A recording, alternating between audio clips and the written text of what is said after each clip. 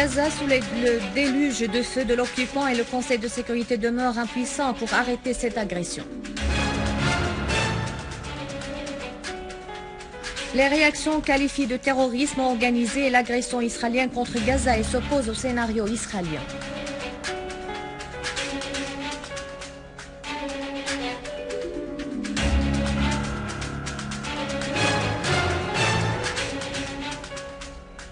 Nos forces armées poursuivent la traque des terroristes à Deir ez-Zor et à Harasta, leur infligeant de lourdes pertes.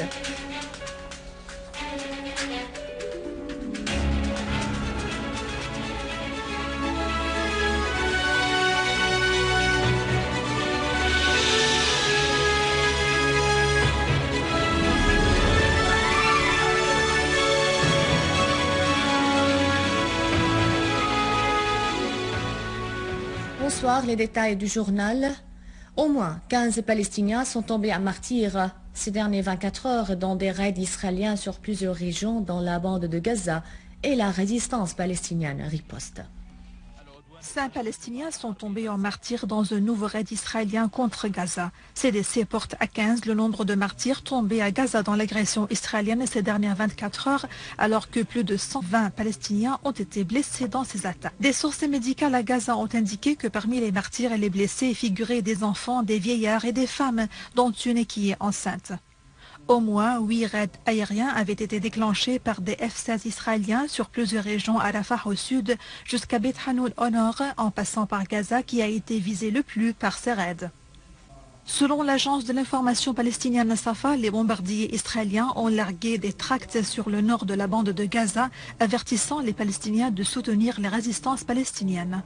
Des roquettes ont également été lancées depuis les vedettes israéliennes au large de Soudaniye, au nord-est de Gaza. Ripostant à ces agressions, la résistance palestinienne a lancé des dizaines de roquettes contre des colonies israéliennes dont les habitants ont évacué leurs maisons pour se rendre dans les abris. 4 colons ont été tués et 2 autres ont été blessés ce matin dans le bombardement de la résistance palestinienne contre la colonie Kiryat Mlachi. Sur un autre plan, le délégué de la Palestine auprès de l'ONU, Riyad Mansour, a appelé le Conseil de sécurité à assumer ses responsabilités et à trouver immédiatement de moyens pour stopper l'agression israélienne contre le peuple palestinien à Gaza. De même, une condamnation de l'attaque israélienne barbare a été réclamée par les délégués des pays arabes de la part du Conseil de sécurité. En revanche, Susan Rice, ambassadrice des États-Unis à l'ONU, a affirmé le soutien de son pays à Israël, considérant que rien ne justifie cette violence qui, selon Rice, ne fait qu'avorter les efforts déployés pour mettre un terme au conflit au Moyen-Orient et établir un État palestinien. Le gouvernement syrien a condamné les crimes abominables commis par l'ennemi israélien contre le peuple arabe-palestinien dans la bande de Gaza, faisant nombre de martyrs et de blessés. Dans un communiqué publié hier soir, Damas a appelé la communauté internationale à exercer des pressions sur Israël pour mettre fin à son agression odieuse contre le peuple palestinien à Gaza. Le gouvernement a aussi appelé les libéraux du monde à agir sérieusement pour faire face à cette tyrannie et dissuader Israël qui ignore toujours la légalité internationale et viole toutes les lois et les règles du droit international. Le gouvernement a présenté les condoléances en son nom et en nom du peuple syrien aux familles des martyrs, affirmant que la Syrie, en dépit de l'agression et de la conspiration dont elle fait l'objet, restera toujours fidèle à ses engagements nationaux et à ses constantes historiques envers le peuple palestinien. Le ministre russe des Affaires étrangères, Sergei Lavrov, a appelé à un arrêt immédiat de toute forme d'hostilité à Gaza, exprimant les plus vives inquiétudes de la Russie envers l'évolution de la situation sur le terrain. Lavrov, qui a fait cette déclaration dans la capitale saoudienne Riyad, a regretté que le quartet pour la paix au Proche-Orient n'ait pas tenu des réunions efficaces. Il a précisé qu'il est devenu urgent qu'une position claire de la part de ce quartet apparaisse pour permettre des négociations directes entre les Palestiniens et Israéliens.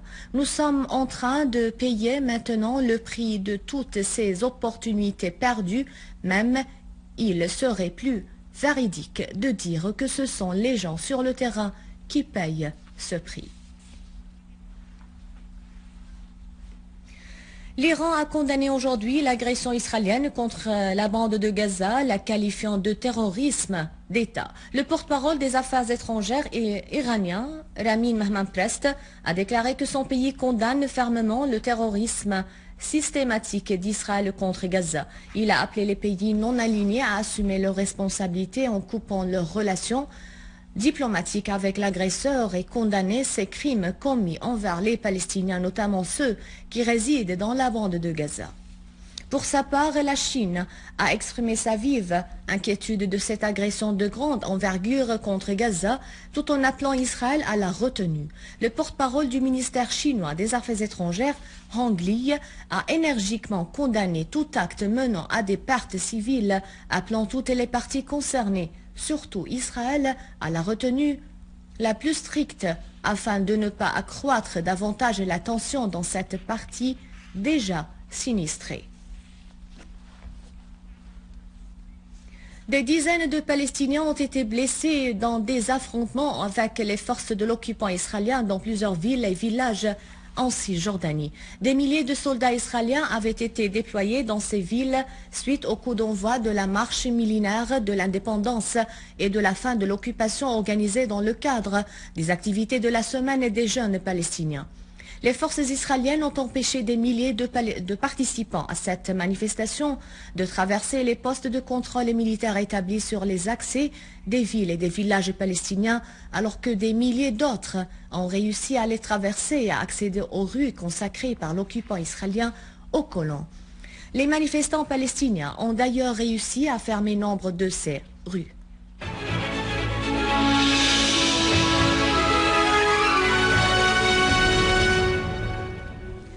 Le président américain Barack Obama a indiqué que son pays n'est pas prêt à reconnaître le soi-disant l'alliance syrienne de l'opposition en tant que gouvernement en exil, exprimant qu'il accueille positivement ce qu'il a appelé l'unification des rangs de l'opposition syrienne.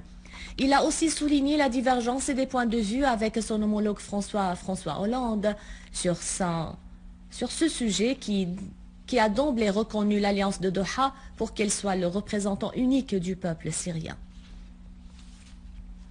Et dans une tentative de légitimer l'octroi des armes aux groupes terroristes en Syrie, le ministre français des Affaires étrangères, Laurent Fabius, a annoncé que son pays va demander à l'Union européenne de lever l'embargo sur les armes de défense à destination de la Syrie, et ce, selon lui, pour permettre à l'opposition armée de se défendre. Une unité des forces armées a liquidé hier nombre de terroristes dont certains appartenaient à Jabhat al-Nusra et qui avaient terrifié les citoyens dans le quartier de Tadamon à Damas. Une source responsable a indiqué que nombre de terroristes dont des snipers ont été liquidés dans les rues de Maliki et El-Amin et du côté du cinéma Noujoum. La même source a ajouté que des armes et du matériel des terroristes ont été aussi saisis, dont un hôpital de campagne, précisant que la purification du quartier est devenue totale, voire sécurisée. Une unité de l'armée arabe syrienne a traqué un groupe terroriste à Harasta, dans la région du Grand Damas. Ce groupe s'était attaqué à plusieurs reprises à des habitants de Harasta, a semé le désordre et a mené des actes de sabotage de biens publics et privés. L'armée arabe syrienne a neutralisé ce groupe qui comportait plusieurs terroristes des plus recherchés dans la région de Damas, appartenait à la soi-disant brigade Fatah al-Islam.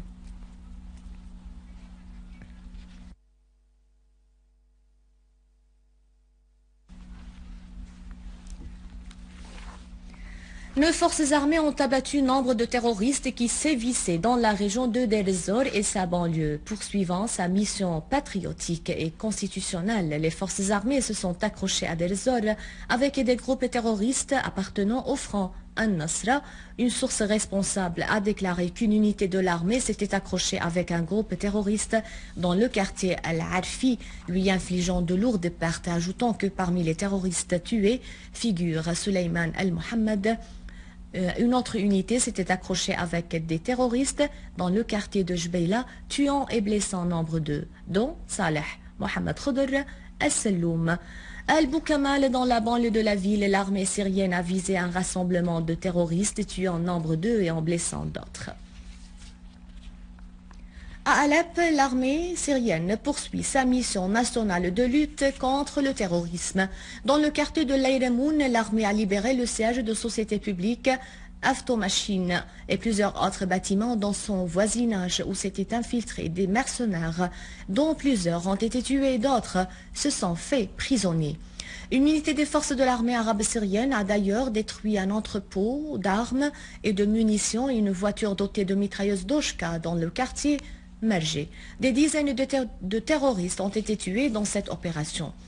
L'on a identifié parmi eux leur leader Abdelghani Charel et deux autres terroristes de nationalité libyenne et soudanaise.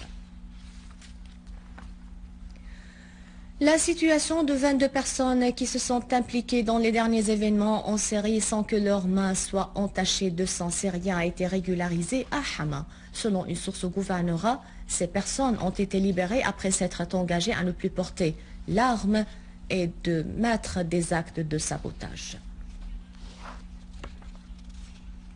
À la fin de ce journal, un rappel des titres. Gaza sous le déluge de feu de l'occupant et le Conseil de sécurité demeure impuissant pour arrêter l'agression. Les réactions qualifient de terrorisme organisé l'agression israélienne et s'opposent au scénario israélien.